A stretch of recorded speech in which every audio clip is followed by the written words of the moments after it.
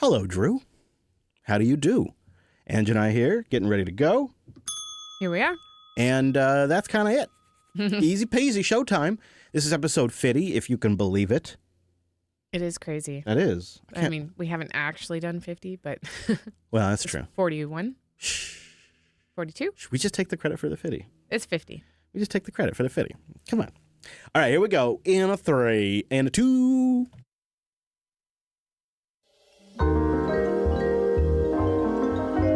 This is the launch, episode 50 for January 13th, 2026.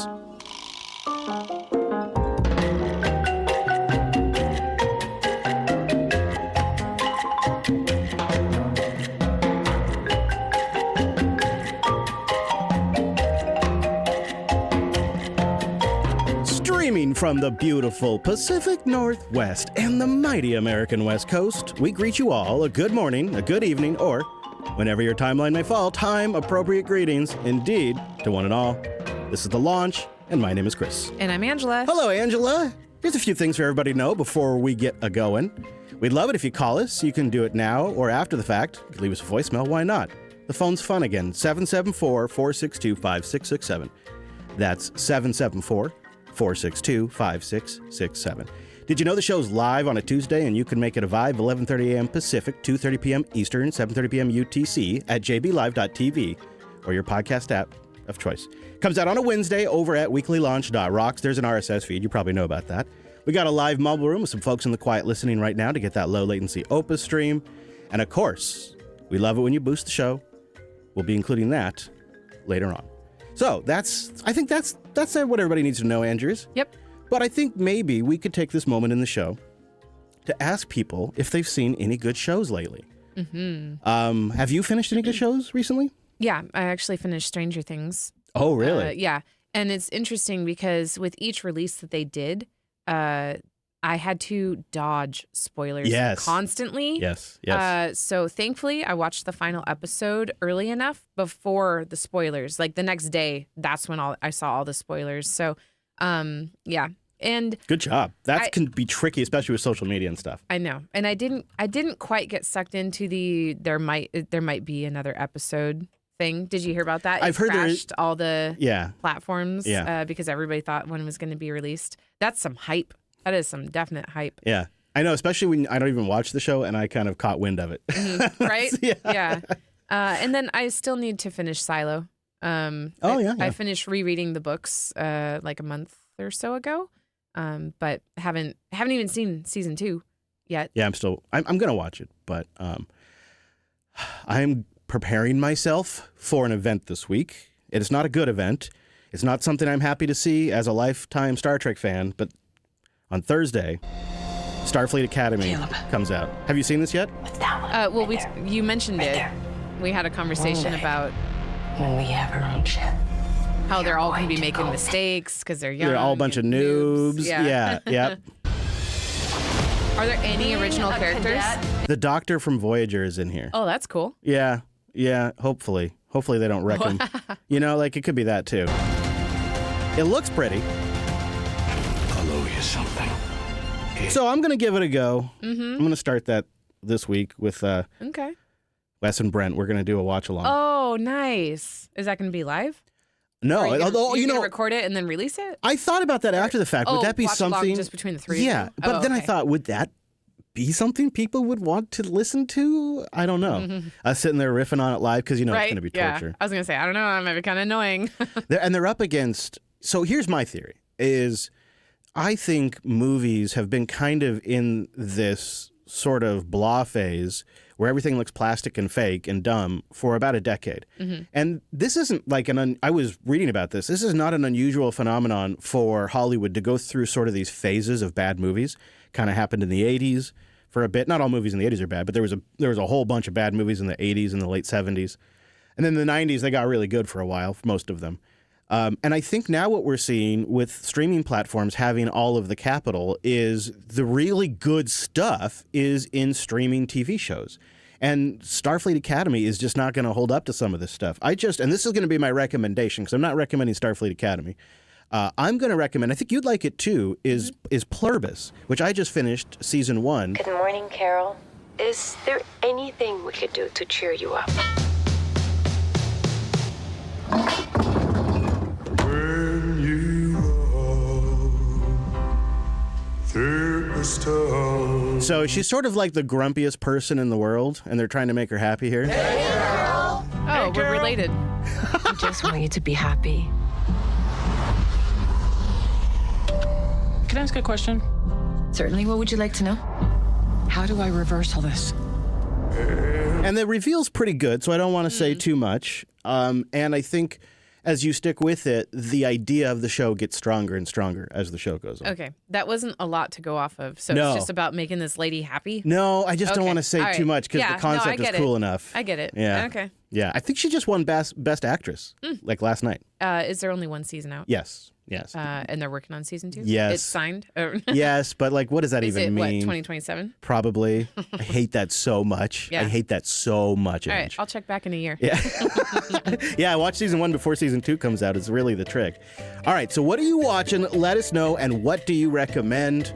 Now that I'm going to need something to reset the palette from Starfleet Academy, I want to know what you suggest. So you could support the show with a boost. We kind of had a light week this week, so it'd be a great time to support us. Send one in. Let us know.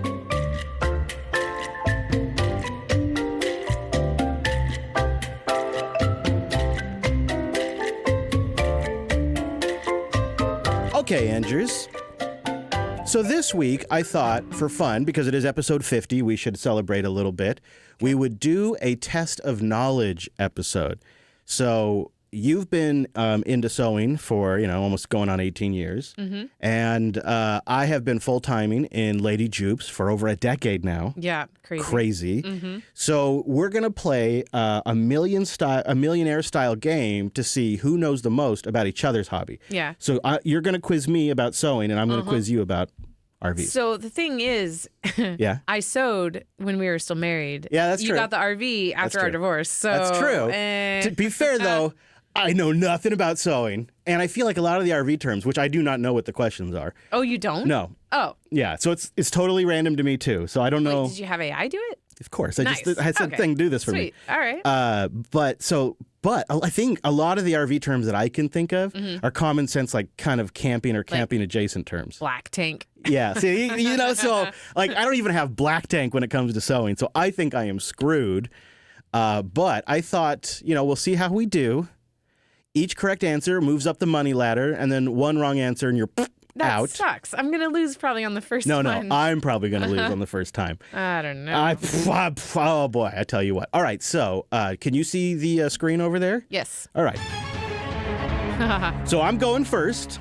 Okay. Would you like to ask me the first question? All right. For $100, apparently. What tool is used to cut fabric cleanly before sewing?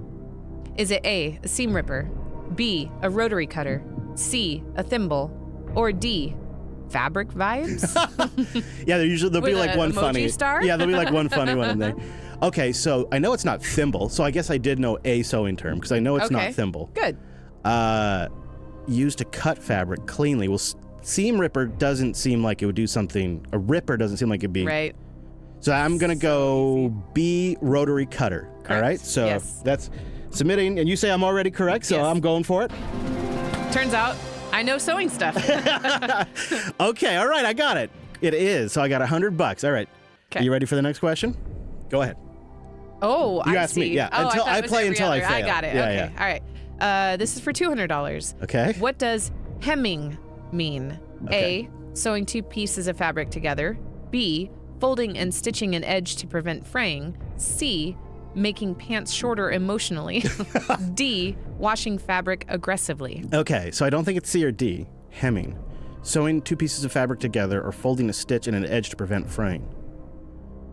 Well, I think I've heard the term I'm going to hem that up. Mm-hmm. Crap. I really don't know. It could be B or A in my mind. Yep. Folding and stitching an edge to prevent fraying. I can't believe I'm going to blow it at the $200 question already. You're going to do so much better than me? I don't know. I I included no lifelines, and now I'm really I was regretting going that to say, decision. do you want to phone a friend? I didn't. I said no lifelines, and I Yeah. should have at least done remove one, although it would probably remove one of the joke ones. Yeah. Oh, shoot. I really don't know. Sewing 2 pieces of fabric together or folding and stitching an edge to prevent fraying. Damn it. I kind of want to say A, but for some reason I think my gut is wrong on this one. You know, like my gut answer is A, but then like I have a gut doubt of my gut answer. Mm-hmm. I'm going to say A. No, because that wouldn't be hemming, that'd be stitching together. Why wouldn't you just call that stitching together? So I think I'm going to say B. I think I'm going to say B. Why is Atypical Colonel putting the answer in chat? Oh, don't worry, I don't have the chat up, so I can't see Oh, it. okay. You locked in. Okay, here we go. Oh, I got it! Yeah. Oh my All right. God! Think about it. Hem of your pants, hem of your shirt. Like you don't see the fraying, Right. right? It's stitching Oh my God. the existing fabric.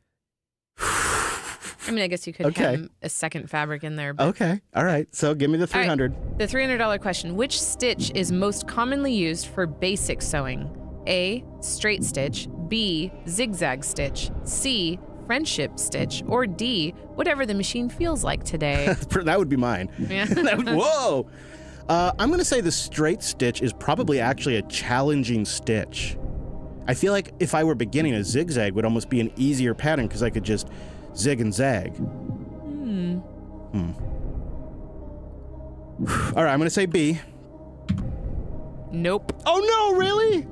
Nope. Oh. Because so the zigzag stitch is reserved for stretchy fabrics, and if you're doing a basic sewing project, you're not messing with stretchy fabrics. Cotton, straight. Okay. All right. So I'm going to tell it we're going to switch to Angela's round, and we're going to go again. Are you ready? How are you feeling about this? Okay. So now you're going to ask. I'll read them to you. Yeah. Here Okay. we go. All right. Can I look at them too? Yeah, you can read them too. So here we go I'll bring it up. For the $100 question, Angers, what does boondocking mean in RV life? Parking illegally but confidently, A. B, camping without hookups. C, camping near boats. D, extreme RV parkour. Okay. So obviously it's not D. Yeah. I do like camping near boats. Yeah. Because it's picking up on the docking. Right. But that's not accurate. All right, camping without hookups, that seems logical. Okay. I have heard you say we're boondocking on the ocean, the waterfront, you know? Or Yep. what is it called? Yeah, waterfront. The coast. Yeah, That's the what I coast. was trying Yep. to say. Yeah, the coast. Boondocking at Walmart. Walmart doesn't have hookups. Parking illegally but confidently is hilarious. So I know that Walmart does allow boondocking typically. And other places, so it's got to be B. Okay, let's see. I think you're feeling pretty confident there. I Locking that am. in. All right, here we go. Yeah, you got it. Yeah, you got it. That's right. That's Nice. right. Camping without hookups. That's a good question though. Yeah, and it can be a great way to RV for on the cheap. All right, are you ready for your next question? Yes. What is a Class A RV? Oh man. A fancy trailer, a van with opinions, a bus-style motorhome, whatever costs the most. Oh. Okay. I expected this to be like the difference between A, B, C, and the other. I don't even know. I've heard F. Dylan rattle off about it, and I'm like, why? Why is there capacity in your brain for this? All right. So fancy trailer, a van with opinions. I mean, technically, it is a fancy trailer, Yeah. right? A van with opinions. Could be that too. Brent might have something to say about that. Yep. Whatever costs the most. Okay, well, I feel like this one is pretty easy. It's definitely C, a bus-style motorhome. All right, we will tell the computer option C. Locking that in. It's kind of weird to describe it as that, though. Yeah, you got it right. You got it right. All right, we're tied. Big $300. mirrors, big responsibility. You are technically crushing it. Here we go for the next big one, $300. What typically provides electrical power when an RV is not plugged in to shore power? A, shore power. Oh. B, the generator. C, the sun's goodwill. Or D, hope. I mean... So when you asked AI to make this list, were you like, make Angela super easy? I told you they'd be easier. All right. I told you. So it's funny, not plugged into shore power. If shore power still works when you're not plugged into it, that would be cool. Yeah. The sun's goodwill. I mean, you do have some solar panels. And it does need to, you do need some sunshine for it to work. And you do hope for that, right? Yeah, that's hope. So it's definitely B. All right. I almost got you while you're drinking. That's funny. B generator. All right, submit it to the machine. We say B, and locking that in right now. Yeah, you got it right. Woohoo! All right. I doubled my money. For $600 now. For $500, here we go, or whatever. Okay. What is shore power? Ah, dang it. Electricity generated by solar panels, plugging into campground electricity, power harvested from the ocean breeze, or coastal-only voltage. Okay. Yeah, I know it's not coastal only because you've mentioned it while you're not anywhere near water. So it's not D. It's not power harvested from the ocean breezes. That's hilarious, though. That'd be nice. Mm-hmm. So wind power, you know? So not C. So I'm having a hard time between electricity generated by solar panels and plugging into campground electricity. Right. Because it has a very boat sound to it. Shore, right? Like. Yeah. But it's not. Yeah. You're probably safe to say it's not coastal only, and it's not harvested from ocean breezes. Right. But is it just campground electricity, or is it? It's got to be your stored energy that you have gathered. But I can't imagine it being limited to only solar panels. I think I have to go with A, though. Okay. Am I wrong? All right. You ready for you? Dang it. You locking it in? Yeah. I don't feel confident. All right. Submitting to the machine, and survey says. Oh man, it is campground. Yeah. I could have sworn that you've mentioned shore power when not at a campground. Yeah, so I think it comes from the term when boats would come to shore, they would plug in at the dock, and they would generate. So they wouldn't generate energy from their motors, but yeah. Darn it! Yeah, you got farther than I did. $300. Yeah. That's pretty good. 600. Oh, okay. 100, 200, and 300. Oh, okay. Oh, I guess so. Yeah, you're right. And then it jumped to 500. So there you have it. You have it. Do you want to do any more, or are you good? That was fun. Yeah. Do you want to do a redemption run? We could try different questions. You want to try that again? Sure. All right, new questions machine, because this is kind of fun. It's fun, and we'll see. I bet it could cook us up a few more questions. Let's have it do it on the fly. Let's do it again. All right. Oh, you're so lucky. Why? I guess this is the $100 question, but this is for $100. Which tank in an RV holds water used for sinks and showers? Oh. Fresh tank, gray tank, black tank, mystery tank. Oh. Actually, this isn't that easy. No. I know it's not fresh tank or mystery tank. I love the idea of mystery tank. Yeah. Could you imagine if that was an RV term? Oh, yeah, just dump your mystery tank. Yeah. So I don't think it's black tank because I think that's for sewage. Okay. So it's got to be gray tank. B. All right. Final answer? Yep.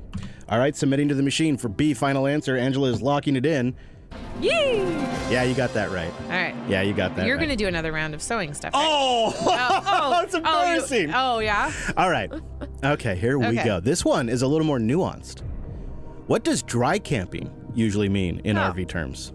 Camping in a desert, no water on board, no hookups of any kind, only camping in summer. Wow. Yeah. I really have no idea. I know it's not camping in a desert. Yeah. Okay. And I know it's no water on board because that's dumb. But it's got to be no hookups of any kind. Okay. C, final answer? Final answer. All right, submitting to the machine. Yeah, you got it right. Woohoo! All right, here you go. All right. What is the primary job of an inverter in an RV? Does it charge the batteries? Does it convert DC battery power into AC power? Does it convert AC shore power into DC? Or does it prevent an electrical regret? Okay. Brent would know about that. Electrical regret. Especially when charging batteries. Okay, so it's not D and it's inverter. I don't think it's A. I don't think it's for charging. Okay. I don't know anything about power. And I hate that it did the opposites here. So it's either DC battery power to AC power or AC shore power into DC. I have no idea which direction that goes. So this is a complete stab in the dark. I'm guessing that it is... I feel like both of those are used. Yes, they are. They are things that are in an RV. That is true. What is the job in an RV? Yeah. What does the inverter do in an RV? Well, DC so then battery it's into be AC? B, because shore power would be from a campground, as I learned today. Mm-hmm. So you wouldn't always have shore power. Well... Okay, I'm gonna have to go with B. Okay. It's a total guess. Locking it in? Yes. Final answer. All right. Submitting to the machine. You got it, Ange. Yes. Yeah, you got it. Good job. Sweet. Yeah, you are inverting from AC, which is at shore, which our houses are, like AC plugs, and then you're inverting from AC. No. And you're going to DC, which is like what's in cars. But it says convert DC battery power into AC power. Yeah. Oh. It's the same thing. It's like instead of coming from the shore, it's coming from... It's just... Because so like your fridge might run on like an electrical outlet in a household, but your batteries are 12 volt. So it'll invert it into AC. Sort of. Okay. Yeah. Because that's what a lot of that. All right. That was a good one. That was a that was a legitimately tricky one. Yeah, it was. All right. I think you're gonna be fine on this one. For $500, which tank in the RV holds waste from the toilet? The gray tank, the fresh tank, the black tank, or the forbidden tank? Yeah, the mystery tank and the forbidden tank. These are good. Those are, yeah. All right, so it's C, the black tank. Yeah, okay. I think I had a feeling. You knew that one before we started. So I'm going to say, yeah, you got that one right. You're cooking now. You're moving. Yep. All right. All right, here we go. Here's the next question now for $1,000. What is the main reason RVers pay close attention to their battery's amp hour capacity? What? To determine its top driving speed, to measure how long you can run electrical devices. It affects tire pressure. It controls the propane flow. A, B, C, or D. Okay. I think I can eliminate the last two. I don't think it controls propane flow. Do you even have propane in the RV? Mm-hmm. It does not affect tire pressure. It's a battery, so it's got to be B. All right. To measure how long you can run electrical devices. Final answer. Final answer. All right, here we go. I like the confidence in that one. Locking it in. All right, you got it again. How many are there? Until you get to 1 million. Oh. But, they get harder. They get sequentially harder. All so right. That's the problem. Okay. Which appliances typically draw the most power in an RV? Interior lights, the water pump, the air conditioner, or the refrigerator? I mean, does it know that you have a full-size refrigerator in there? That is I guess these are on average, yeah. Yeah, okay. So, I don't think it's refrigerator or interior lights. The water pump is interesting. I don't know much about engines, but I imagine the water pump is working pretty hard. And the air conditioner is optional, right? Mm-hmm. But you run it a lot. Mm-hmm, definitely in the summer. So I think it's got to be B, water pump. B, water pump. All right. Final answer? Final answer.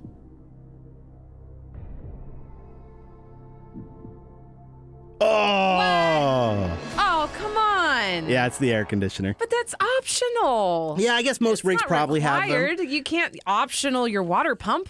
That's true. Let's all right, let's do Chris again. New questions, and then that'll be the last round. Okay. Boy, you did pretty good though. You got even further this time. Yeah. There's no way I have that chance at all. And here we go. Kick me off.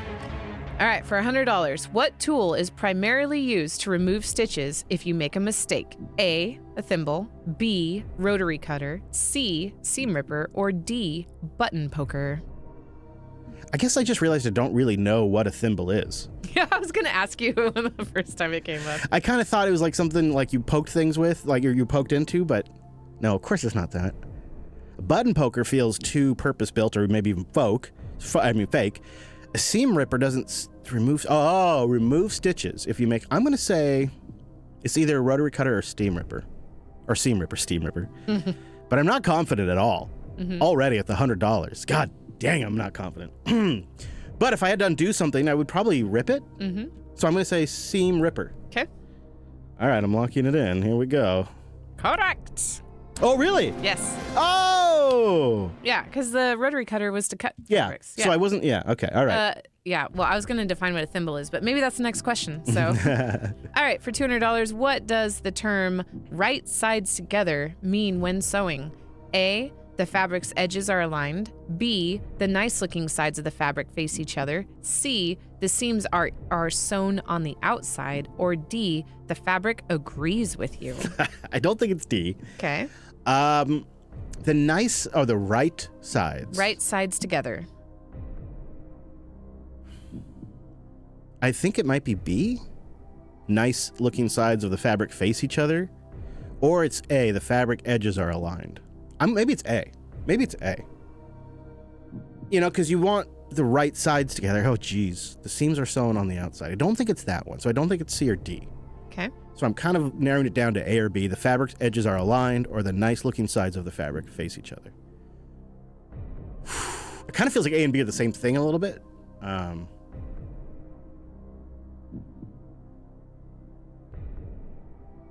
You need to pick an answer. I know.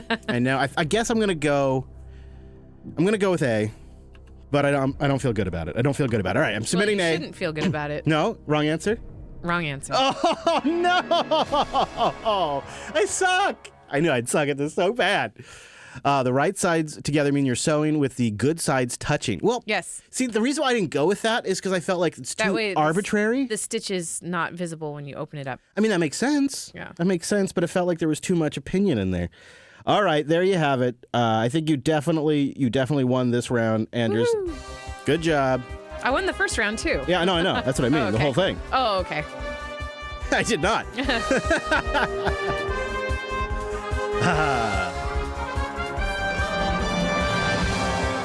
There you go. Now, I'd like to know how you did if you were playing along at home, if you have any other ideas for tests of knowledge. Okay, so that was horrible. So I got to shake it off. I got to reset. It's time for our track of the week. Well, I'm just going to make a quick call to my launch. I haven't checked in since yesterday.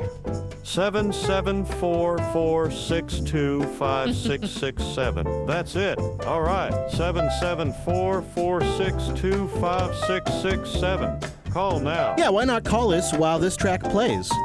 Great time to call the show. When you hear the music, you call the show. And then don't forget, the artists love it when you boost them. They're putting this music out there. It's value for value, and it means we can play it in our podcast, which is just incredible. Now's the time. It's the song of the week. Remember, you can boost the track. They sure like that. And this week, it is Slight Curiosity by Circle the Earth.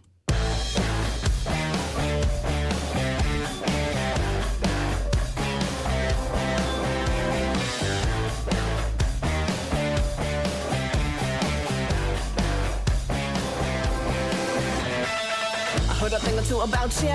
Whole lot of talking in those big, big shoes. Private jets to Paris. Carbon footprint, you should be embarrassed. I heard the rumors all about you. Whole lot of trouble in your birthday suit. Proper Casanova. Daddy's money on the Riviera.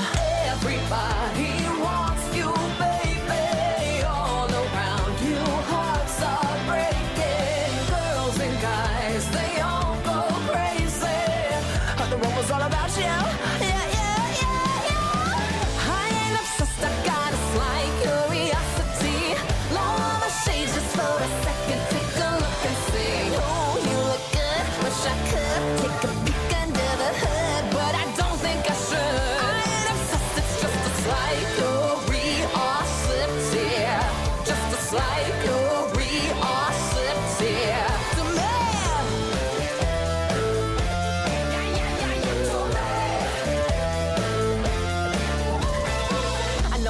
About you, first world problems when you hit the news. I know what you inherit, Montclair.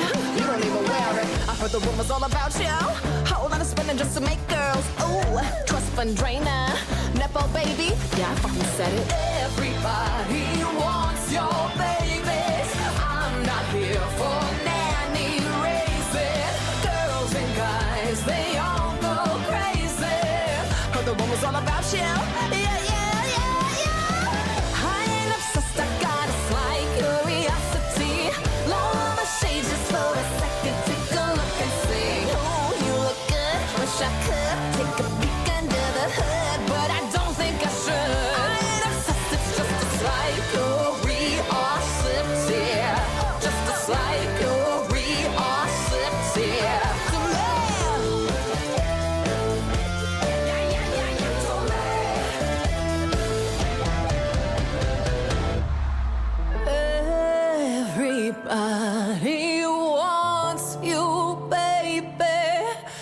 all around you. Hearts are breaking. Girls and guys, they all go crazy. Heard the rumors all about you. Yeah, yeah, yeah, yeah. Yeah, yeah, yeah, tell me. Tell me. Yeah, yeah, yeah, yeah, tell me. Ooh, ooh. Call the launch. We're standing by. 774-462-5667. That's the line. Yeah, call the launch. In fact, several of you did, Andrews. We got a nice batch of voicemails. And Mark from Northern Michigan kicks it off. I think it was a call to you. Ooh. Straight to Ange. All right. Hey, Angela, this is Mark from Northern Michigan. Sorry to jump in here, but I'm not even done listening to this week's episode, but I had to chime in. Your New Year's resolution to lose 20 pounds. You go, girl, and you've already lost 5. That is so awesome. At 51, what's that, 4 or 5 years ago, I lost 90 pounds in about 6.5 months. Wow. And all I got to say is you can do it. Thank 20 you. pounds. Now you got 15 left. You can do it. There are some tips and tricks and everything. I think you're starting to look at the right stuff. Drink plenty of water, whatever your body weight is. Yet you should drink twice an ounce as your body weight in water a day. Wow. In kilograms, I think that is. Yes. Anyhow, Yep. for me it was like a gallon of water. But find somebody that can help hold you accountable. That is key. If you can find somebody that can coach you, that's good. I had a coach. I became a coach because I just got transformed so much I wanted to pass it on.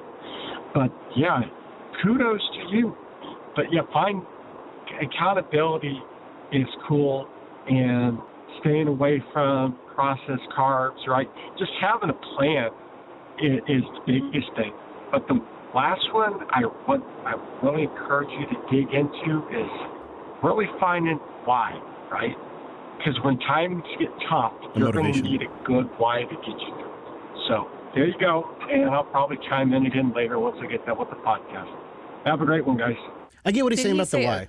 Oh, a good why? Yeah, a good I thought why. you said a good wine. Oh, I was yeah. like, well, I had alcohol so far. I have not had any alcohol this year. I am down another couple pounds, which is nice. It's slow going, but really fixing my sleep is what I need to do, and that's what I have been doing for the last week. But last night it completely tanked. So focus on that, and then the weight stuff is a little easier. Mm-hmm. Yeah. Yeah, I think the why is a good one because it's like for me, I've been thinking I need to walk more. Obviously, everybody probably does. Well, most people, but I just cannot, especially when it's so crappy here, and we get an hour and 45 minutes of daylight.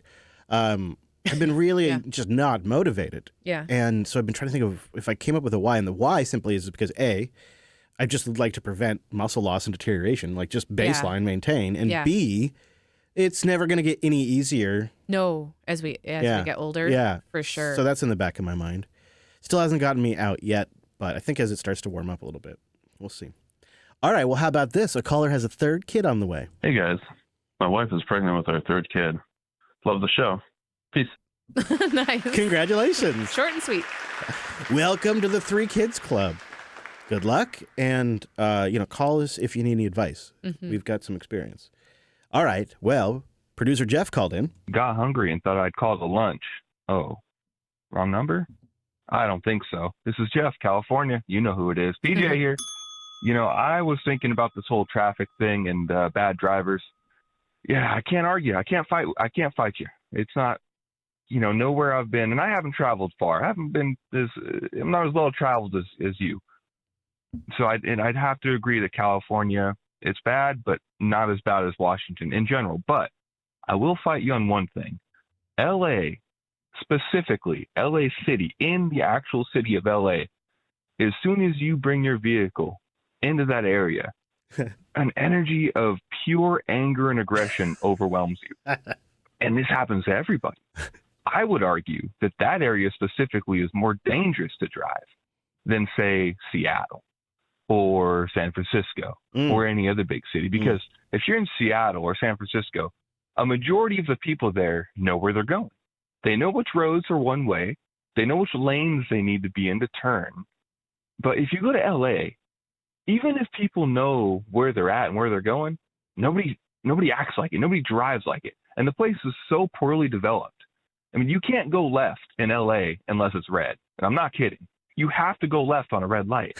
It's ridiculous. So that's my argument. All right. Is it better? No. Are the drivers overall worse in California? No. Washington's got to speak all day. See you guys. LA, I could understand that. It's like a pressure cooker. Mm-hmm. It's a pressure cooker. They just shut down one of the northbound lanes on I-5 too, and getting out of Seattle. So it's going to be even more fun. Matt called in on traffic as well. I don't understand what the heck is going on here. I agree. Yeah, take two. This is Matt, and you're talking about traffic. I grew up and spent most of my adult life in Minnesota, but I moved to Florida a couple of years ago, and I can compare the traffic in the Minneapolis versus Tampa areas. All right. I can sum up traffic in Minneapolis as, 94 was real bad there today, for congested. But since moving to the Tampa Bay area, I realized that despite being an approximately equivalent-sized metro area, the traffic is much worse here. For example, instead of 80 to 90% of people in the Twin Cities using their turn signals to change lanes and to turn, about 10% of people in Pinellas and Hillsborough County use their turn signals. The inverse, so that was an adjustment. Plus, people in the Twin Cities tend to use the left lane as the passing lane and the right lane as the slow lane, whereas here, good luck trying to drive to Orlando because people are just going to be filling whatever lane they feel like at whatever speed they feel like. Yep. Traffic here is still not as bad as in Atlanta, LA, or Boston, in my experience. I'd be curious to hear what it's like in the Seattle area. Just thought I'd give my experience there. Thanks. Bye. Thank you, Matt. You know what I would like to see as an experiment? This is probably one of my largest old man beliefs and opinions, but what if for, let's just say 6 months, I don't know, you could pick a time frame. What if for 6 months we did 50% less traffic speeding type tickets, and we did 50% more left lane camper violation tickets, which is on the books as a traffic violation. So what if we just enforced the existing law and just saw what happened if we kept people in a left lane for passing, and then if you stayed there for too long, maybe you don't get a ticket, but the cop puts the lights on and tells you get over or something. If we just did that for 6 months, I bet you traffic would flow significantly better. Yeah, it's bad. It's bad. Thank you for helping me feel better, though, Matt. and PJ, appreciate that. Mayhem's at the movies, and this is part 1. I don't understand what the heck is going on here. Thank you, Hank. So I finally got around to watching Die Hard, and I don't understand how this is even a debate. Like, okay, so there's this concept in movies and plays and stuff called diegetic sound. Essentially, if audio is diegetic, it's available to the characters. So in like a musical, the characters are singing a song that's diegetic. They can hear it. If there's the part where Argyle puts the tape in, right, and he starts playing the Christmas in Hollis. Right? Yep. That's diegetic, and then it fades to non-diegetic sound. It's like the background music as the camera goes up to Nakatomi Tower. That says a lot about the intentions of the people who made the movie. Right? It's one thing if Christmas is just set dressing, if Christmas is just when this movie happens, then there's going to be maybe some characters interacting with things to do with Christmas. Maybe there's some Christmas stuff in the background. But when you're in a situation where you're actually having non-diegetic sound playing, like background music being piped in that the characters aren't even aware of, that's different than it just being set in Christmas. That is the movie maker actually saying, hey, this is a Christmas movie. There is non-diegetic music being piped in. This isn't just filling out the setting. This is the movie.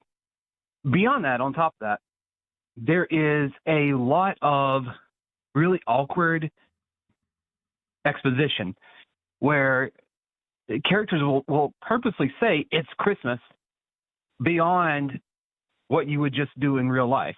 I like this Dr. Mayhem analysis. He does have a short part, too. So, the doctor continues. In real life, you may reference the fact that it's Christmas. But in a movie that is supposed to be a Christmas movie, you're going to make a point in steering these conversations. It's very awkward, very stilted conversation, but they are saying, hey, it's Christmas. There's no way this isn't a Christmas movie. And to Harry Potter and all that other stuff, yeah, sure. It's like when they redefine Pluto, right? Like they're like, okay, we have to redefine Pluto because we're finding all this other stuff out there, and we can't have thousands of other thousands of planets. We're gonna have to redefine Pluto to something else so we can keep it at 8 planets. No, you just redefine your mind to think about what a planet is. There are thousands of planets. Don't redefine something that we've been calling a planet for 100 years because you suddenly don't like the idea that there would be 1,000 planets. No, there's just 1,000 planets. In the same vein, no, there's just 1,000 Christmas movies. It's okay. There can be a lot of Christmas movies. You don't have to redefine what a Christmas movie is so that you can keep the numbers low. Just look at it differently. Jeez, what is wrong with people? Right. And the doctor makes a good point.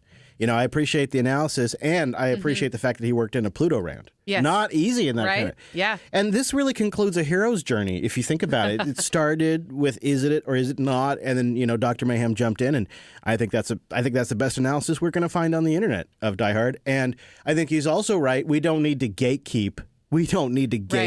Christmas movies. Yeah. And I'm going to keep on loving it as a Christmas movie. So thank you, Mr. Mayhem. I appreciate that. And I'm sorry, Dr. Mayhem. Thank you.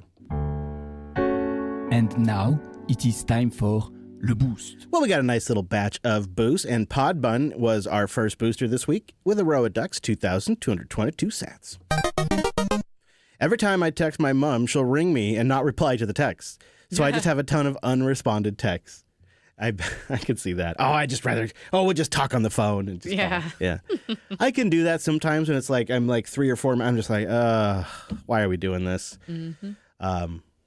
Mums. Yeah. Thank you. Appreciate that, Pod Bun. Good to hear from you. Adversary 17 is here with 16,384 sats.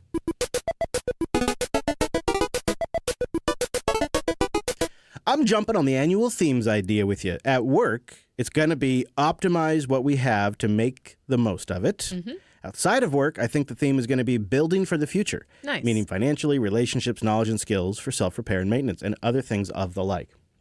Side note, I mentioned about how every process I'm doing, I'm evaluating what small thing about it can I fix or change or whatever so that I don't have to waste time. Yeah. And I thought of the perfect one yesterday. Oh, yeah? I was converting another one of my process data sheets to point to the year cell so that I can just quickly change it all over. And I realized in order to change those formulas, I copy and then I click and then I paste. But then I have to take my hand off the mouse and put it under my desk to the keyboard tray to hit enter. Uh-huh. I am going to program enter on my mouse button. Just take that little enter out. Why not? And then I don't have to take my hand off the mouse. Shave it off. Yeah. So easy. I mean, over a year. Yeah. Makes a difference. It does. No, I'm just in a day it would make a difference. Yeah, it's stupid. It's gonna be awesome. Yeah, and I also, adversaries, I like the idea of skills for self-repair and maintenance because like that's kind of an investment itself. It's not a financial investment, but if you can learn how to fix and repair things more and more, that's just a compounding savings every time that comes up. So I think that's a great one. Thank you, adversaries. Appreciate you. Thanks for the boost. Aaron's back with 3,333 sats. Where is Aaron right now? And he says, I shared my New Year's resolution with Love. He's going to share it with us. Aaron. It's the year of Nick's OS. However, I wanted to share my wife's because I think it's interesting. The 10x10 challenge. Play 10 board games 10 times. It sounds hard, but she did it last year with a full-time hospital job and everything. She's obsessed with board games, and it makes easy Christmas and birthday shopping. Oh my gosh, that's funny. No kidding. Yeah, I wish I was more of a board game guy. Yeah, I'm not. Yeah. It's because you can, especially these days, it's nice to do something that's not on a screen and they're portable. I'm going to try. But I don't know if I'm inclined. But I do think that's a really cool idea. 10 board games in 10 weeks. Thank you, Aaron. Appreciate you. Aaron. Well, there he is. Turd Ferguson's here with 13,333 sats. Turd Ferguson. Catching up on the show, and I got to say, I like this idea of themes. It's almost like a goal, but it won't yell at me next March.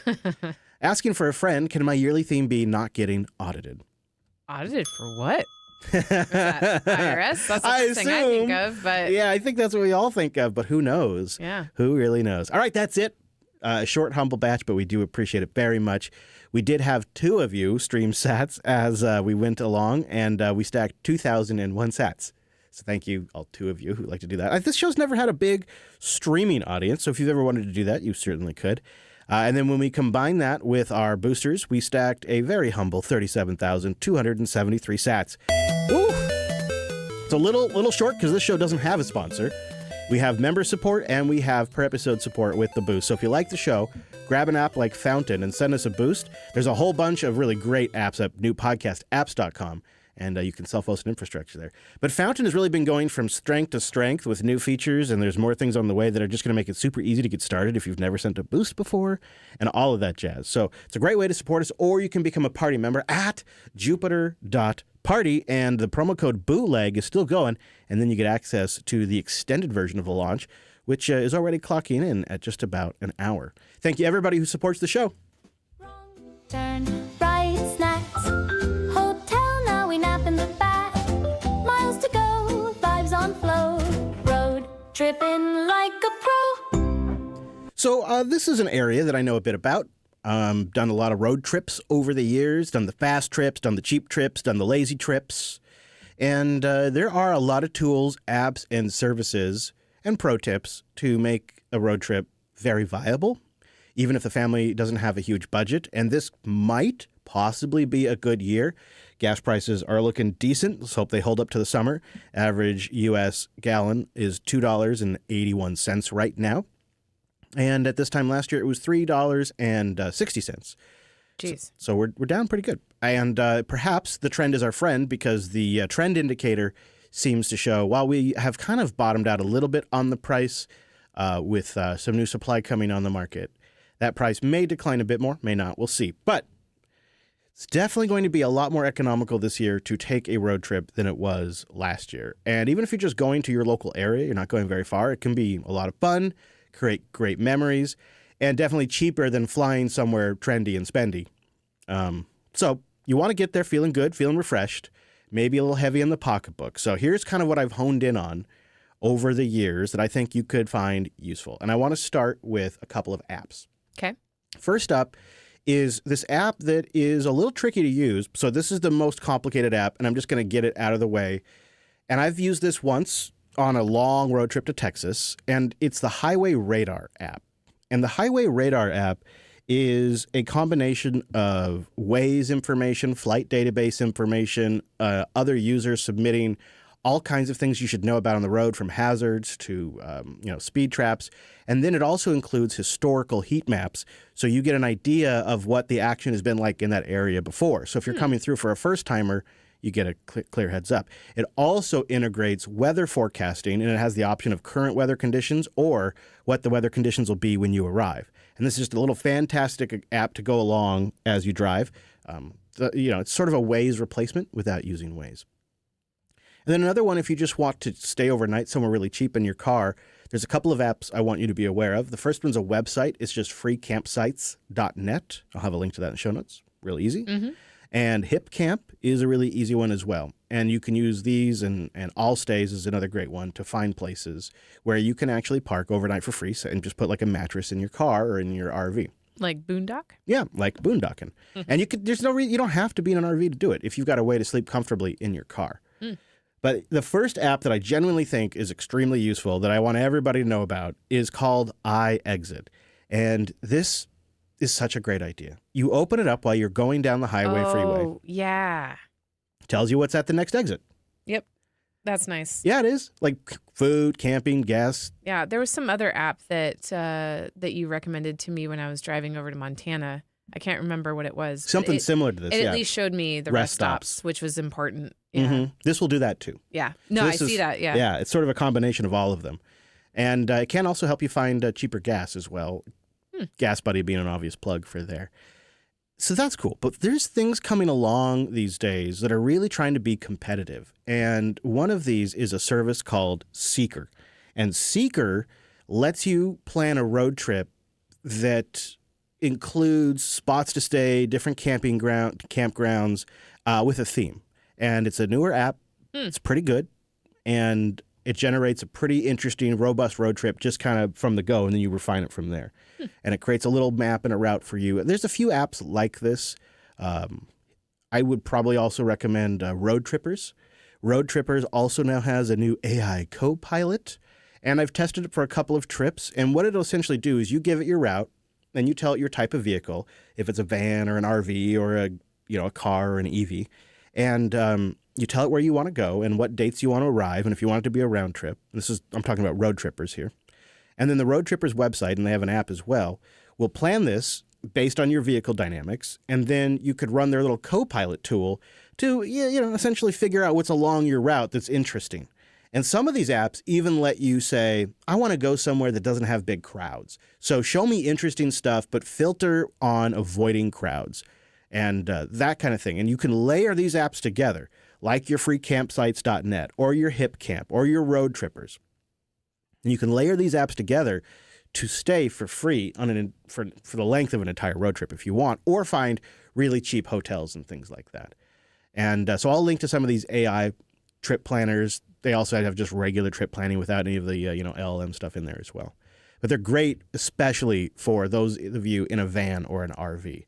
It's super good because it knows the road dynamics for large vehicles. It knows about height restrictions and all of that, and climbs and things like that. So I'll put a link to all of the apps because I could rattle on the apps. Yeah. Jeez. There's a lot do of you them. have a folder or I do. whole screen or? Yes, I do. Yeah, I have a folder. I definitely do. This hack, Ange. Walmart, a lot of them, but not all of them, allow you to stay. Cracker Barrels as well. In fact, in the back, Cracker Barrel often has large parking spots meant for overnight. Cabela's and Bass Pro Stops often will let you. But the good hack that I recommend, because it's a little quieter than all these places and it doesn't have trucks, if you're willing to go in and get like a club card or buy a meal, casinos will sometimes let you stay for multiple days for free. Oh, interesting. And they have dedicated spots for this in their parking lot. Hookups? Some of them do, yeah. Wow. Yeah, including Angel of the Winds and yeah. And this was a trick I pulled in New Mexico when a huge storm came in, and we wanted to just get off the road because it was just pouring and windy like crazy. And so this casino was closed because of COVID, but they were still allowing people to park there. And so we parked, and as soon as we got parked, the storm ended, double rainbow. It was great. It was meant to be. Yeah, so casinos can be a real resource for that. And then the other term that you want to look up is, if you're looking for free road trip camping, is BLM. That would be like the Bureau of Land Management. Oh, okay. I understood it as something else. Right. It's been BLM for a little while. And this is sort of free dispersed camping where you can boondock, and you can stay usually for up to 14 days. And some of these places are very, very, very pretty. Of course, you can do street parking. I don't know. That's a little more iffy. Especially in Seattle. Yeah. If you think about it, there's some places that make more sense than other, like maybe a hospital parking lot, although I don't recommend it. Some places, but you don't really need to with some of the apps I'm going to include. The route with that kind of stuff, if you can, and this has been my approach, is like it's a grocery store or maybe a church or a business lot and they're not open. If you can contact them and ask them, say, hey, one night, do you mind? You can avoid the po-po. And then this is a tip that's a little just sort of a life hack over time is things are cheaper and the roads are empty mostly Tuesday through Thursday. So if you can schedule your driving Tuesday through Thursday, you will have less traffic and you'll find that hotels and campgrounds are cheaper. And what that also means is you spend less time on the road, you experience less fatigue, and it's less risk because less drivers means less opportunity for an incident. So when you're driving a large vehicle like an RV, you kind of try to skew for that if you can. There are some memberships that I've tried over the years that I definitely recommend if you are doing this, and Harvest Hosts is an incredible one. It's getting more expensive as time goes on, but so is their selection. And this will let you stay at wineries, breweries, golf club, camp, whatever, clubs or whatever you want to call it. Courses, thank you, that's what I'm looking for. And all kinds of things. Some with electric hookups, farms, like alpaca farms and all kinds of things that can be really fun. They have hundreds and hundreds and hundreds of locations across the U.S. and Canada. Yeah, I'm sure they're expanding too. Often. Yeah, I think they're almost at 10,000 locations. Wow. And many of them, maybe nearly all of them, you stay for free, quote unquote. You are encouraged to buy something while you're there, but you stay from the local. Yeah, yeah. So, like for example, business. this one here in Oregon, which could be on our way down to Scale, where we could stay in Brent's van, is an organic blueberry farm and river retreat. So it's a blueberry farm on a frickin' river, and you get to park on the water. Wow. And the price of your stay is a jar of blueberry jam or something, right? It's not a big deal.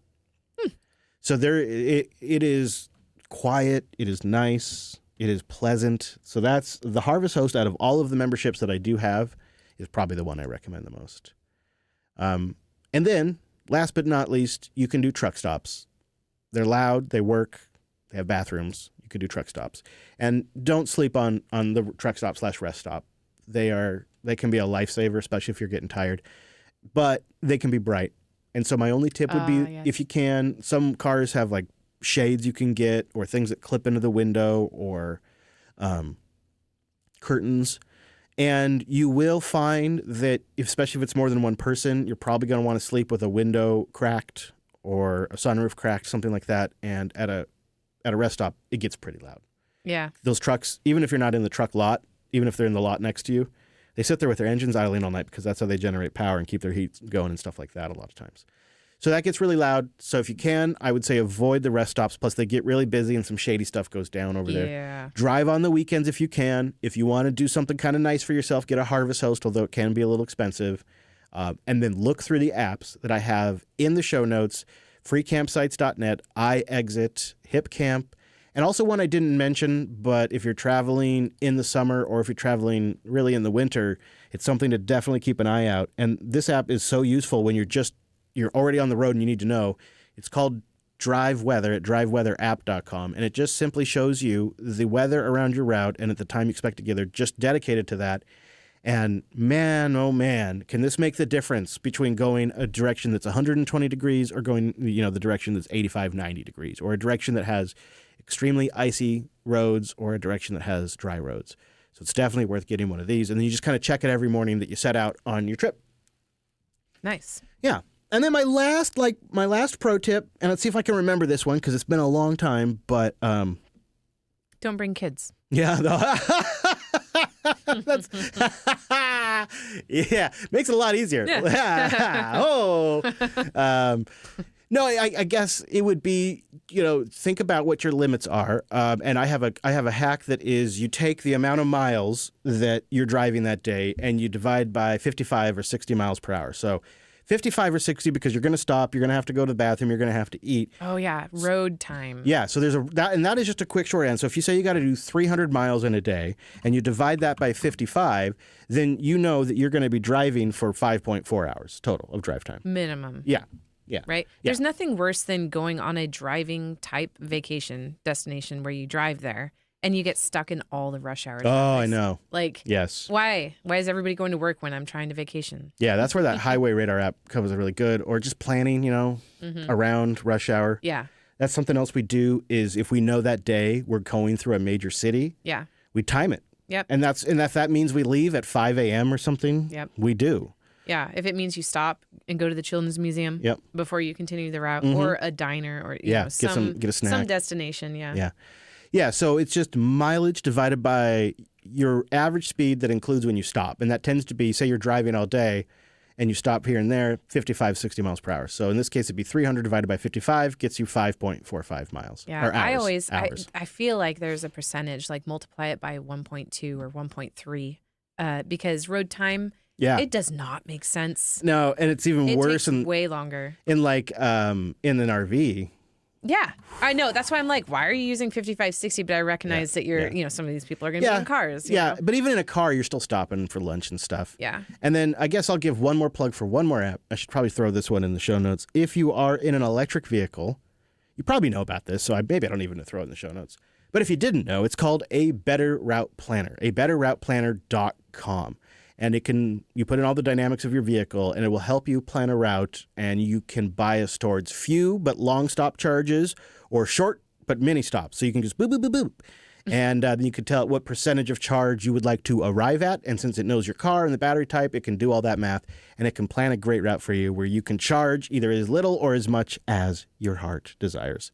So that's a betterrouteplanner.com. Huh? Yeah. Some good tips in there, condensed down, and the real sauce, that's in the show notes. But I think I wanted to get this out now because I feel like it's early in the year, but we could be coming up on a great road trip in summer. Mm-hmm. Spring break is around the corner as well. It's another great opportunity for a road trip. Mm-hmm. I think we'll be taking a road trip down to Scale. You know, this is a great example of where we do it cheap and fast. Like the absolute minimum cost possible to get 3 dudes to Scale, do coverage of Planet Nixon Scale, and get us back and not break the bank entirely. And so it's applying a lot of these strategies for that sort of thing. And I guess I could also mention the Darowitch Project because that's how we track, and I'll put a link to that. I call it the Big D. Okay. Well, don't go there. Don't go there because I just don't know how to say it. I don't, Dawarich. Darowitch? People tell me all the time and then I forget it. So I just go with Big D, and it maps for you as you go. You just report privately, and you can keep a track of your whole road trip, which is great for memories and looking back at places you saw along the way that you'd like to revisit. And that's at darowitch.app for that. And we've talked about that on Linux Unplugged. All right, there you have it, Andrews. I hope you feel road trip ready in case you get inspired this summer. Definitely. That is so many apps. Oh, I know. And I had to scale it back. Mm-hmm. I could have kept going. Yeah, I know. I actually almost made that comment. Like, you could go on all day. I sure could. All right, well, I'll put links to all of that, you know where, over at weeklylaunch.rocks. Of course, you can find the whole back catalog over there. Did you know there's probably something like 60, 70 episodes over there? That's what I hear. That's the rumor. What do you think? Is that true? Go to weeklylaunch.rocks to find out. Of course, you can always join us live. We'll be live next Tuesday. Or catch us in your podcast app on Wednesday mornings, whenever you feel like it. And of course, we'd love a boost or a phone call. The phone number and the links are also in our show notes. From the beautiful Pacific Northwest and the mighty American West Coast. Thanks for listening. See you next week.